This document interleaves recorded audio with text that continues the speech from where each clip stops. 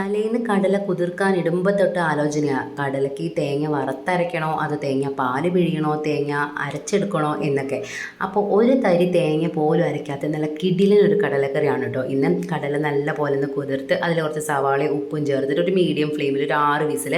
അപ്പോഴത്തേക്ക് നമ്മുടെ കടല നന്നായിട്ടൊന്ന് വെന്തിട്ടുണ്ടാവും. ഇനി ഒരു പാനിലോട്ട് വെളിച്ചെണ്ണ ഒഴിച്ച് ഇഞ്ചിയും വെളുത്തുള്ളിയും ഒന്ന് കുനുകുനാന്ന് അരിഞ്ഞെടുത്തതും ഒരു സവാള നേർമയായിട്ട് അരിഞ്ഞെടുത്തും 2 പച്ചമുളകും കൂടി ചേർത്തിട്ട് നല്ല പോലെ ഒന്ന് വഴറ്റിയെടുക്കണം കേട്ടോ.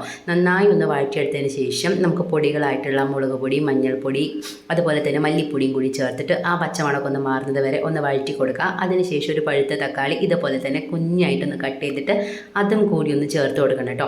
എല്ലാം കൂടെ നല്ല പോലെ ഒന്ന് വഴന്ന് നമ്മുടെ തക്കാളിയൊക്കെ ഒന്ന് ഉടഞ്ഞു വരുന്ന സമയത്ത് നമുക്ക് അതിനകത്തോട്ട് കടല ചേർത്ത് കൊടുക്കാം. കടല കൂടെ ചേർത്തിട്ട് അതും കൂടി ഒന്ന് മിക്സ് ചെയ്യുക. അതിൽ നിന്ന് ഒരു പിടുത്തം കടല അങ്ങോട്ട് മാറ്റിയെടുത്തിട്ട് നല്ല പോലെ ഒന്ന് അരച്ചെടുക്കണം കേട്ടോ.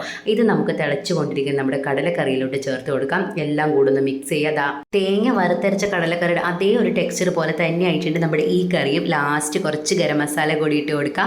അതിനുശേഷം വെളിച്ചെണ്ണയിലോട്ട് കടുകും ചെറിയുള്ളിയും നിറയെ കറിവേപ്പിലയും കൂടി നല്ല പോലെ ഒന്ന് വറുത്ത് കാച്ചി ഒഴിച്ചാൽ നമ്മുടെ കിഡിലൻ ഒരു കടലക്കറി ഇവിടെ തയ്യാറായിട്ടുണ്ട് കേട്ടോ. അങ്ങനെ നല്ല കൊഴുപ്പിലും ടേസ്റ്റിലുള്ള കിഡിലും കടലക്കറി തയ്യാറായിട്ടുണ്ട് കേട്ടോ. അപ്പോൾ ഇതുപോലെ ഒന്ന് ട്രൈ ചെയ്ത് നോക്കണേ. ബൈ.